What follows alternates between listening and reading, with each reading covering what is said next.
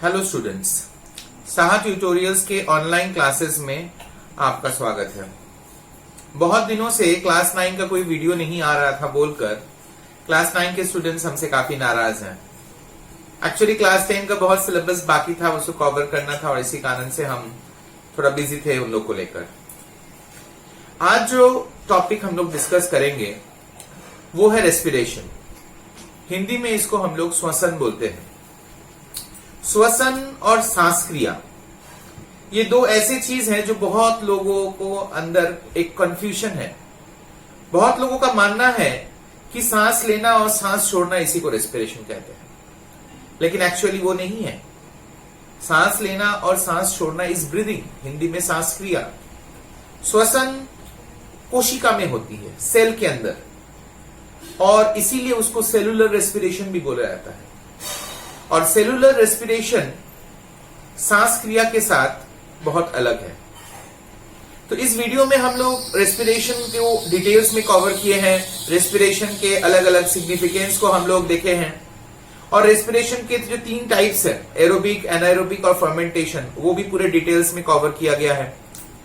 Respiration के अलावा हम लोग को रेस्पिरेटरी ऑर्गन्स, मतलब हम लोग मनुष्य के अंदर रेस्पिरेटरी ऑर्गन लंग्स है, लेकिन जो दूसरे एनिमल्स हैं और प्लांट्स हैं उनमें जो मुख्य रूप से रेस्पिरेटरी ऑर्गन के रूप में व्यवहार किया जाता है, यूज किया जाता है, उसका डिटेल्स हम लोग पढ़ेंगे। और एक बात है कि हम लोग के अंदर जो रेस्पिरेशन प्रोसेस कैरी आउट होता है उसको हम लोग बोलते हैं एरोबिक रेस्पिरेशन। तो इसीलिए एरोबिक रेस्पिरेशन को हम लोग इस वीडियो में बहुत डिटेल्स में पढ़ेंगे। Glycolysis, Krebs cycle, terminal oxidation, ये सारे स्टेज में क्या क्या प्रोसेस कैरी आउट होता है ये हम लोग डिटेल में एक एक करके समझाए हैं इक्वेशन के साथ। तो ध्यान से पूरे वीडियो को देखिएगा, अंत तक बने रहिएगा, और सारी डिटेल्स जो हम लोग यहाँ इस वीडियो में आपके सामने पेश करेंगे उसको जरूर और जरूर नोट डाउन करिएगा। ये मैं बार बार हर वीडियो में बोलता हूं कि वीडियो देखना कोई सिनेमा का वीडियो नहीं है, हम लोग पढ़ रहे हैं। तो जैसे सर लोग पढ़ाते समय जो बात बोलते रहते हैं तो उसको रनिंग नोट्स लेना पड़ता है। यहाँ वीडियो का सुविधा है, आप उसको पॉज कर लीजिए, नोट डाउन कर लीजिए और फिर वीडियो को प्ले करके आगे बढ़िए। ये लेकिन जरूर से जरूर करना पड़ेगा, क्योंकि बुक में सारा चीज उपलब्ध नहीं भी होंगे। तो आपका ये जो मेरा समझाना है यही काम आएगा। इस चैप्टर का जो भी नोट्स हैं वो आप लोग को दिए जाएंगे, और भी कोई प्रॉब्लम होगा तो कमेंट सेक्शन में जाकर पूछिएगा, या मेरा व्हाट्सएप नंबर दिया ही रहता है, उस पर मेरे को मैसेज करिएगा तो मैं जरूर आपका जवाब दे पाऊंगा। तो चले आते हैं इस वीडियो के डिटेल्स में, एक एक करके सारे। Common respiratory sites in plants. पौधों में रेस्पिरेशन किन किन अंगों के द्वारा संपन्न होते हैं? आप लोग देखिए, स्टोमाटा, लेंटिसल्स और न्यूमेटोफोर्स, ये सब शॉर्ट क्वेश्चंस में ज्यादातर पूछे जाते हैं और इसीलिए इसको बहुत कम में संक्षेप में लिखा गया है। बुक में देखिएगा बहुत लंबा चौड़ा इसका डिटेल्स दिए गए हैं, जरूरी नहीं है, आप इसको शॉर्ट में पढ़ लीजिएगा, काम हो जाएगा। क्वेश्चन में कोई भी एक एग्जाम्पल पूछा जाएगा तो आप इसका जिक्र कर सकते हैं। एनिमल्स में देखिए, बॉडी सरफेस किसमें किसमें दिखता है? एमीबा, स्पॉन्जेस, हाइड्रा, किसी में भी बॉडी सरफेस रेस्पिरेटरी ऑर्गन के रूप में यूज होता है। Skin, earthworm, leech, trachea, cockroach, gills, fishes, lungs, humans, amphibians. तो ये सब रेस्पिरेटरी ऑर्गन्स हैं और ये उसके उदाहरण हैं जो परीक्षा में पूछे जाते हैं। एक्सेसरी रेस्पिरेटरी ऑर्गन्स, इसी को हिंदी में बोला जाता है सहायक श्वसन अंग। सहायक श्वसन अंग हम लोग क्या लिखे हैं? These organs present in the body additionally supports the process of respiration other than the main organ. अर्थात मुख्य अंग को छोड़कर जो मुख्य श्वसन अंग है उसके अलावा शरीर में उपस्थित दूसरा अंग जो सहायक होता है इस श्वसन की क्रिया में। इन ज्यूअल फिशेज लाइक कोई, मागुर, इनमें ये सहायक श्वसन अंग हम लोग को दिखाई पड़ता है। इसका मुख्य कार्य है helps living beings to carry out the process of respiration in low oxygen concentrated regions. अर्थात वैसा जगह, वैसे परिस्थिति जहां पर ऑक्सीजन कम पाया जाता है, उन परिस्थिति में सजीव को अपना श्वसन क्रिया बनाए रखने के लिए ये सहायक श्वसन अंग बहुत ज्यादा महत्वपूर्ण है। Acts as a secondary respiratory organ, एक सहायक श्वसन अंग का कार्य संपन्न करता है। तो ये है रेस्पिरेटरी ऑर्गन्स के बारे में। शुरू में देखे प्लांट्स, उसके बाद एनिमल्स। चले आते हैं ब्रीदिंग प्रोसेस, जिसको मैंने अभी शुरू में ही आपका वीडियो में बताया था कि बहुतों का ये सोच है कि ब्रीदिंग प्रोसेस का मतलब रेस्पिरेशन है, मतलब सांस लेना और सांस छोड़ना, इसी को रेस्पिरेशन कहते हैं।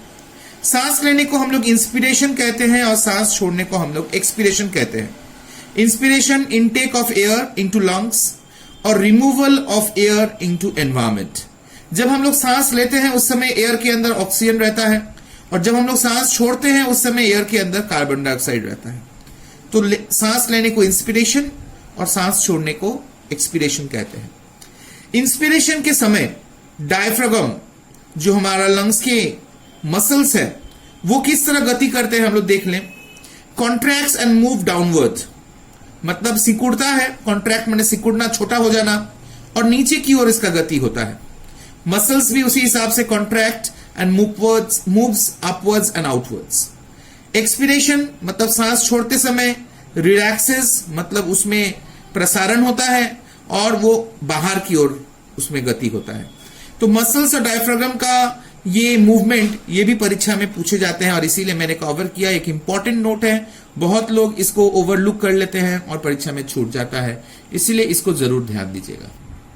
अब आते हैं जो इस चैप्टर का मेन टॉपिक है, सेलुलर रेस्पिरेशन। मैंने वीडियो के शुरू में ही आप लोग को बताया था कि सेलुलर रेस्पिरेशन क्यों कहा जाता है, क्योंकि रेस्पिरेशन प्रोसेस कैरी आउट होता है सेल में। श्वसन की क्रिया सजीवों के कोशिकाओं में संपन्न होती है और इसीलिए इसका नाम है सेलुलर रेस्पिरेशन। इसका डेफिनेशन देखिए, इन the presence of oxygen enzymatic breakdown of glucose with the release of energy in the form of ATP. अर्थात ये ऑक्सीजन की उपस्थिति में जो भोजन कोशिकाओं में पहुंचता है उसको ग्लूकोज कहा जाता है, उसका ब्रेकडाउन होता है, मतलब उसको विखंडन किया जाता है और उसके फल से क्या उत्पन्न होता है, रिलीज ऑफ एनर्जी, ऊर्जा उत्पन्न होता है। रेस्पिरेशन और रिलीज ऑफ एनर्जी, ये आप लोग जरूर ध्यान रखिएगा कि जैसे हम लोग फोटोसिंथेसिस में पढ़े थे कि वहां ऊर्जा का निर्माण होता है, ये ऊर्जा का मुक्ति होती है। Respiration, release of energy. Photosynthesis में ऊर्जा रासायनिक ऊर्जा के रूप में पौधों के शरीर में संचित रहती है, ग्लूकोज के रूप में वो संचित रहते थे, और यहां एटीपी के रूप में मुक्त होती है। कीवर्ड्स एक बहुत बड़ा पॉइंट है, क्योंकि ये जो पॉइंट हम लोग यहां किए हैं ये स्पेशल नोट है, इसको ध्यान रखिएगा। इन वर्ड से कोई भी क्वेश्चन आ सकता है। ऑक्सीडेटिव का मतलब क्या, enzymatic, breakdown of food, release of energy, catabolic, इन सब का माने आप लोग को जानना पड़ेगा। ऑक्सीडेटिव माने ऑक्सीजन की उपस्थिति में यह प्रक्रिया होती है, इसीलिए ऑक्सीडेटिव। एंजाइमेटिक मतलब यह प्रक्रिया एंजाइम की उपस्थिति द्वारा प्रभावित है। फिर से मैं बोल रहा हूं, यह प्रक्रिया जो भी श्वसन में होती है वो एंजाइम्स की उपस्थिति में होती है और एंजाइम्स इस प्रक्रिया को प्रभावित करते हैं। ब्रेकडाउन ऑफ फूड, मैंने अभी आपको बताया कि ग्लूकोज का विखंडन होती है और इसी को ब्रेकडाउन ऑफ फूड बोलते हैं। ग्लूकोज का विखंडन होकर कार्बन डाइऑक्साइड और जल का निर्माण होता है और साथ में ऊर्जा की मुक्ति होती है। रिलीज ऑफ एनर्जी, मैंने अभी बताया, ऊर्जा की मुक्ति होना वो कैसे होती है, जब इस भोजन का विखंडन होता है, अर्थात ग्लूकोज के विखंडन से ये ऊर्जा उत्पन्न होती है। कैटाबॉलिक, ये भी एक इंपॉर्टेंट पॉइंट है। कैटाबॉलिक मतलब जब कोई प्रक्रिया के फलस्वरूप सजीव के शरीर के शुष्क वजन में कमी आती है।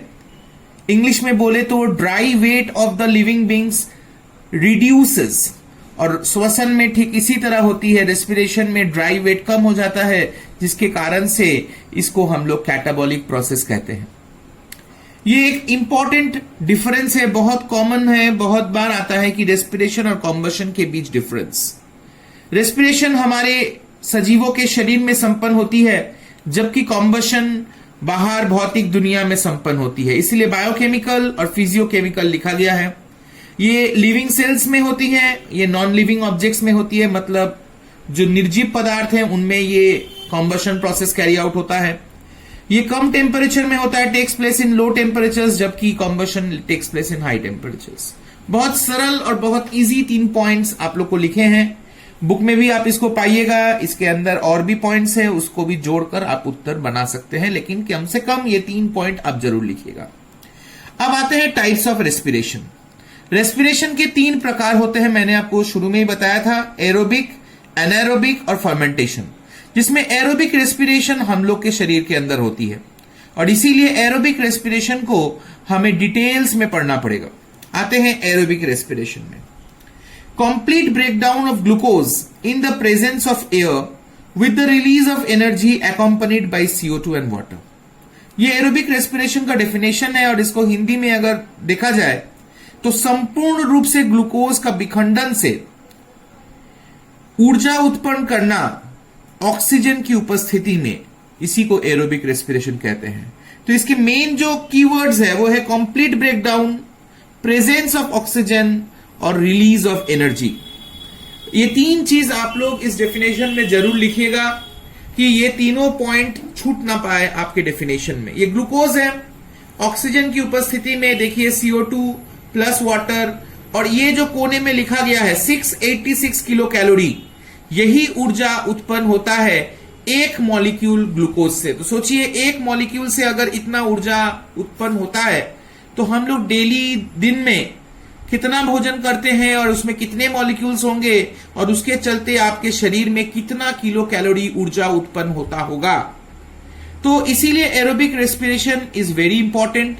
और यहां मैं एक क्वेश्चन आप लोग को स्पेशल टिप पर दे देता हूं कि ये क्वेश्चन आता है कि जब हम लोग दौड़ते हैं या एक्सरसाइज करते हैं या खेलते हैं तो हम लोग का सांस बहुत तेजी से क्यों होता है, बहुत जल्दी हम लोग सांस क्यों लेते हैं?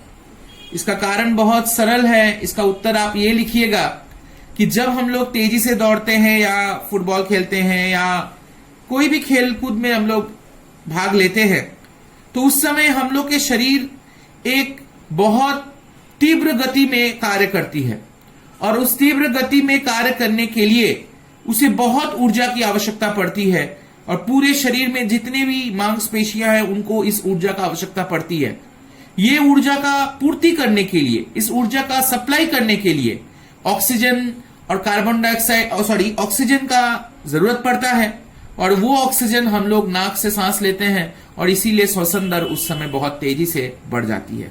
तो ये एक इंपॉर्टेंट क्वेश्चन था, शॉर्ट क्वेश्चन जो कि पूछे जाते हैं, मैंने आप लोग से शेयर किया। देखिए एरोबिक रेस्पिरेशन में ये 3 भाग होते हैं, ग्लाइकोलिसिस, क्रेब्स साइकिल और टर्मिनल ऑक्सीडेशन। सबसे पहले glycolysis, anaerobic oxidation of glucose to produce pyruvic acid in the presence of certain enzyme. इसके डेफिनेशन में 3 बात ख्याल करिए, anaerobic oxidation, pyruvic acid in the presence of enzymes, अर्थात ये जो ऑक्सीडेशन ग्लूकोज का होता है उससे पायरुविक एसिड तैयार होता है और एंजाइम्स के प्रेजेंस में ये प्रोसेस कैरी आउट होता है। इस प्रोसेस को हम लोग ग्लाइकोलाइसिस कहते हैं और कॉमनली EMP पाथवे, EMP, ये तीनों वैज्ञानिक जो इनका आविष्कार किए थे उनके नाम के प्रथम अक्षर को लेकर लिया गया है EMP पाथवे। इसमें देखिए ग्लूकोज एंजाइम्स की उपस्थिति में पायरुविक एसिड और एनर्जी तैयार करते हैं और ये क्रिया साइटोप्लाज्म में संपन्न होती है। सेकेंड स्टेज है एरोबिक रेस्पिरेशन का क्रेब्स साइकिल। इसमें देखिए कीवर्ड्स क्या है, cyclic oxidative biochemical process occurring in mitochondria influenced by the presence of certain enzymes starting from the formation of citric acid and ending in oxaloacetic acid.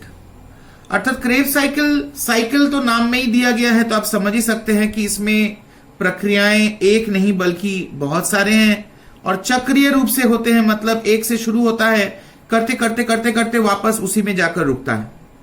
तो इसलिए cyclic लिखा गया है, ऑक्सीडेटिव माने ऑक्सीजन की उपस्थिति में लिखा गया है और बायोकेमिकल मतलब जैव रासायनिक प्रक्रिया। जैव रासायनिक बोलने का मतलब चूंकि ये सेल के अंदर हो रही है और उसमें रासायनिक पदार्थ भाग ले रहे हैं इसीलिए बायोकेमिकल प्रोसेस कहा गया है। कहां पर होती है सेल के अंदर? माइटोकॉन्ड्रिया में होती है। किसके द्वारा प्रभावित है? एंजाइम्स के द्वारा प्रभावित है। और पायरुविक एसिड जो ग्लाइकोलाइसिस में तैयार हुआ था उस पायरुविक एसिड से ये प्रोसेस स्टार्ट होता है और पहला प्रोडक्ट जो तैयार होता है वो साइट्रिक एसिड और इसके बाद होते होते ऑक्सैलोएसिटिक एसिड में जाकर ये प्रक्रिया खत्म होती है। इसका एंड प्रोडक्ट्स अगर देखा जाए तो CO2, H2O, NADH2, FADH2 और ATP अर्थात ऊर्जा। तो इस तरीके से क्रेब्स साइकिल और ग्लाइकोलाइसिस आपको जरूर पढ़ना होगा, परीक्षा में इसके बीच अंतर भी पूछे जाते हैं। तो आप आराम से इन दोनों के बीच अंतर इस नोट्स को देख के लिख सकते हैं कि ग्लाइकोलाइसिस एनारोबिक है जबकि क्रेब्स साइकिल एरोबिक है। उसमें ऊर्जा की मात्रा कम होती है, इसमें ऊर्जा की मात्रा ज्यादा होती है। ये ग्लाइकोलाइसिस साइटोप्लाज्म में कैरी आउट होती है जबकि क्रेब्स साइकिल माइटोकॉन्ड्रिया में कैरी आउट होती है। इस तरीके से दोनों का अंतर आप लिख सकते हैं। अंत में देखिए टर्मिनल रेस्पिरेशन मैंने यहां पे लिख दिया, ऑप्शनल। बहुत सारे बुक्स में ये पॉइंट मिलेगा भी नहीं, लेकिन कभी कभी आजकल नए सिलेबस में ये क्वेश्चन पूछे जाते हैं। ईटीएस माने इलेक्ट्रॉन ट्रांसपोर्ट सिस्टम, अर्थात ये प्रोसेस में जितने भी इलेक्ट्रॉन्स तैयार होते हैं वो इलेक्ट्रॉन्स ऑक्सीजन में वापस सप्लाई होते हैं थ्रू FADH2 और NADOH2। वही प्रोसेस को हम लोग टर्मिनल रेस्पिरेशन कहते हैं। मतलब इसी के साथ रेस्पिरेशन का प्रोसेस खत्म होता है, समाप्त होता है। क्या लिखा गया है? This stage completes the aerobic respiration carried out at mitochondria. In it, electrons move sequentially towards molecular oxygen that came from NADH2 and FADH2 released during the previous stages. मतलब हम लोग देख रहे हैं क्रेब्स साइकिल में ये दो चीज तैयार हुए, NADH2 और FADH2। इसको तैयार होने के साथ ही साथ जो इलेक्ट्रॉन तैयार होते हैं वो इलेक्ट्रॉन ये दोनों पदार्थ मुक्त करते हैं और वो इलेक्ट्रॉन वापस ऑक्सीजन में जाकर जुड़ जाते हैं और वही ऑक्सीजन वापस रेस्पिरेशन को स्टार्ट करने में सहायक होता है। इससे क्या हो रहा है कि एक चक्र जो शुरू हुआ था ग्लाइकोलाइसिस से वो जाकर टर्मिनल रेस्पिरेशन में समाप्त हो रहा है। इसी के साथ एरोबिक रेस्पिरेशन का पूरा प्रोसेस खत्म होता है। इसके बाद जो टॉपिक हम लोगों को पढ़ना है वो है anaerobic respiration. Aerobic respiration, anaerobic respiration aerobic respiration की तरह ऑक्सीजन की उपस्थिति में नहीं संपन्न होते हैं और इसमें कंप्लीट ब्रेकडाउन नहीं होते हैं। ये सब पॉइंट्स आप लोग जरूर ख्याल रखिएगा क्योंकि ज्यादातर पे एरोबिक और एनारोबिक के बीच डिफरेंस पूछे जाते हैं। एरोबिक के डेफिनेशन में हम लोग यहाँ पे कंप्लीट ब्रेकडाउन लिखे थे, एनारोबिक में हम यहाँ इनकम्प्लीट ब्रेकडाउन लिख रहे हैं। तो दोनों में अंतर ये एक पॉइंट हो गया। यहां देखिए in the absence of oxygen लिखा हो गया है, मतलब ऑक्सीजन के अनुपस्थिति में यह प्रोसेस कैरी आउट होता है, जबकि एरोबिक में हम लोग वहां लिखे थे ऑक्सीडेटिव, अर्थात ऑक्सीजन की उपस्थिति में कैरी आउट होता है। तो ये सेकेंड पॉइंट है। और थर्ड पॉइंट देखिए partial release of energy. Partial release of energy मतलब जो ऊर्जा उत्पन्न होते हैं वो बहुत कम होते हैं, आंशिक। पार्शियल का मतलब आंशिक, जबकि वहां एरोबिक में संपूर्ण मात्रा की ऊर्जा उत्पन्न हुई थी। यहां आप देख सकते हैं सिर्फ 50 किलो कैलोरी ऊर्जा उत्पन्न हुआ है, जबकि एरोबिक में 500 से ऊपर ऊर्जा की आपूर्ति हुई थी। इस प्रकार से एरोबिक और एनारोबिक के डेफिनेशन के साथ साथ इसके डिफरेंस भी आपको पढ़ लेने होंगे। एनारोबिक रेस्पिरेशन के बाद जो थर्ड टाइप ऑफ रेस्पिरेशन है वो फर्मेंटेशन को कहा जाता है। ये भी रेस्पिरेशन के कैटेगरी में आता है क्योंकि यहां पर भी फूड सब्सटेंस का डिकम्पोजिशन होता है, decomposition of complex organic substances into simpler ones, मतलब जटिल कार्बनिक पदार्थ सरल पदार्थ में बदल जाते हैं और यहां भी एंजाइम्स भाग लेते हैं। इसीलिए इसको भी हम लोग रेस्पिरेशन के कैटेगरी में डाले हैं। लेकिन ये प्रक्रिया देखिए हम लोग यहां different types of fermentation, plant cell में देखिए ग्लूकोज पायरुविक एसिड में बदल रहा है और ये इथाइल अल्कोहल, कार्बन डाइऑक्साइड और ये ऊर्जा उत्पन्न हो रहे हैं। ग्लूकोज का पायरुविक एसिड में बदलना ग्लाइकोलिसिस हम लोग पहले भी पढ़ चुके हैं, तो इसको भी फर्मेंटेशन का एक स्टेज कहा जा सकता है। और इसका और एक स्टेज जो है ये फर्मेंटेशन का मुख्य भाग है जहां pyruvic acid, ethyl alcohol, carbon dioxide और ऊर्जा में उत्पन्न होते हैं। ग्लाइकोलाइसिस में लेकिन सिर्फ पायरुविक एसिड उत्पन्न हुआ था, उसके बाद हम लोग चल गए थे क्रेब्स चक्र में, जबकि फर्मेंटेशन में पायरुविक एसिड बनने के बाद देखिए अल्कोहल, कार्बन डाइऑक्साइड और ऊर्जा उत्पन्न हुआ है और यही दोनों में अंतर है। एनिमल सेल में देखिए एक ही तरीके से ग्लूकोज पायरुविक एसिड में तैयार हुआ और उसके बाद लैक्टिक एसिड तैयार हुआ है। तो देखिए यही सब चीज आपको ख्याल रखना होगा जब परीक्षा में पूछे जाएंगे कि दोनों में अंतर क्या है, इसमें क्या हो रहा है, उसमें क्या नहीं हो रहा है। तो आपको यही सब पॉइंट याद रखना होगा कि एरोबिक में क्या हुआ था, एनारोबिक में क्या हुआ था और हाँ हम लोग फर्मेंटेशन में क्या देख रहे हैं। ईस्ट देखिए ग्लूकोज, फिर से ये इथाइल अल्कोहल, कार्बन डाइऑक्साइड और कैलोरी।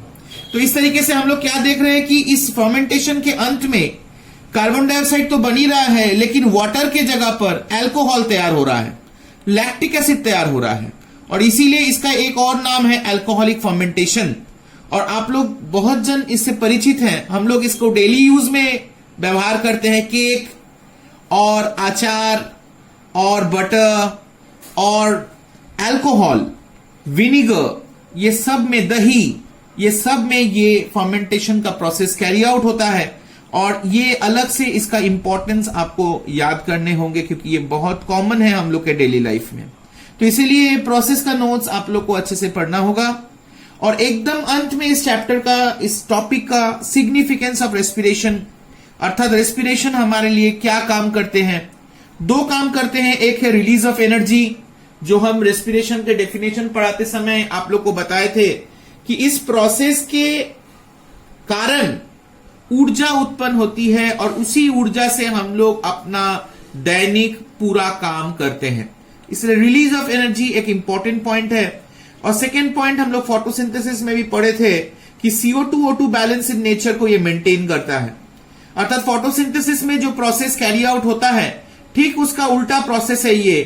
फोटोसिंथेसिस में ऑक्सीजन रिलीज होता है, कार्बन डाइऑक्साइड एब्जॉर्ब होता है, जबकि रेस्पिरेशन में ऑक्सीजन एब्जॉर्ब होता है और कार्बन डाइऑक्साइड रिलीज होता है। इस तरीके से ये दोनों प्रोसेस एक दूसरे के पूरक हैं और ये दोनों प्रोसेस नेचर में साइमल्टेनियसली चलता है और एक दूसरे को कॉम्प्लीमेंट करके चलता है, और इसी से सजीव जीवित रह पाते हैं। इसी के साथ हम लोग का ये रेस्पिरेशन चैप्टर के सारे डिटेल्स कवर हो गए। एक बार फिर से अगर रिकैप करें तो सबसे पहले हम लोग जो different type of respiratory organs है प्लांट्स में और एनिमल्स में, उसके बारे में पढ़े। उसके बाद ब्रीदिंग प्रोसेस के बारे में पढ़े कि ब्रीदिंग प्रोसेस, इंस्पिरेशन, एक्सपिरेशन, उस समय हमारा बॉडी मूवमेंट क्या होता है, मसल्स कैसे कॉन्ट्रैक्ट करते हैं कि रिलैक्स करते हैं, ये पढ़े।